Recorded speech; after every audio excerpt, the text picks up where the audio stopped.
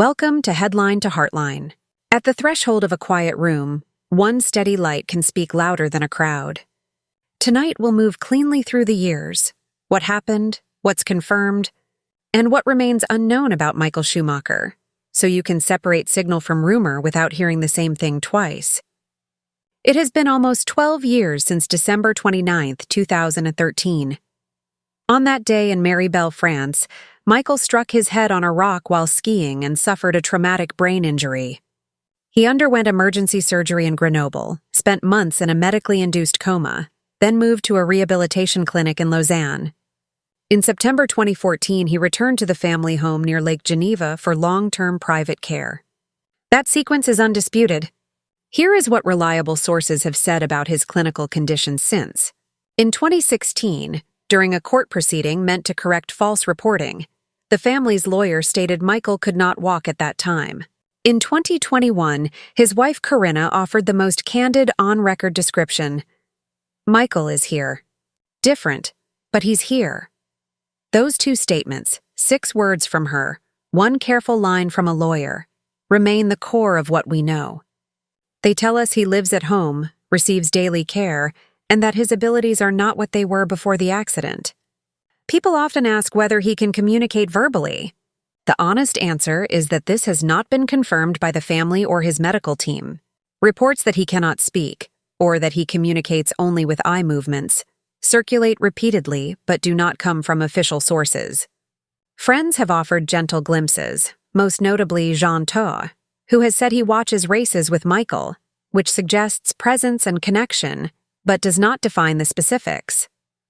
So we can confirm the brain injury, the long-term home care, and that he could not walk in 2016. We cannot confirm the exact state of his speech or cognition today. If you value careful reporting that respects both truth and privacy, please like this video and subscribe. It helps more people find balanced coverage.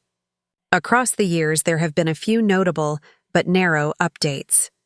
In 2019, credible outlets reported that Michael was admitted to a Paris hospital for a confidential therapy. Neither the hospital nor the family provided details, and no outcomes were announced. This year brought a small human moment that drew fresh attention. A special charity helmet carrying the signatures of all living world champions was completed with MS, added with help from Corinna. Some commentators, including a respected French reporter, called it a positive sign while openly acknowledging that we still do not know the underlying medical picture. That's the right way to read it. Encouraging as a gesture, not proof of a medical breakthrough. Because the family speaks so rarely, speculation rushes in. A British tabloid framed the helmet story as a new chapter. Others spun unverified anecdotes about travel or dramatic changes. Here is the simple, fair lens. Unless an update comes from the family or a clearly identified representative, treat it as unconfirmed. Privacy has been their choice from the start, and it is part of how they protect Michael's dignity in a world that can turn private suffering into public spectacle. So where are we, nearly 12 years on?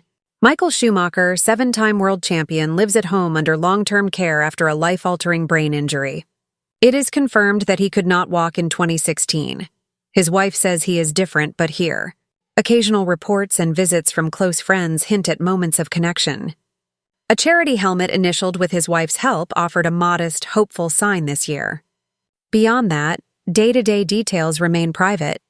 And until the family chooses to share more, responsible reporting stops at that line.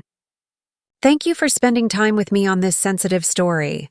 Please subscribe to the channel and like the video if this thoughtful approach resonates with you, and join me in sending steady, respectful, good energy to Michael and his family as they continue their quiet work of recovery. We began at a doorway.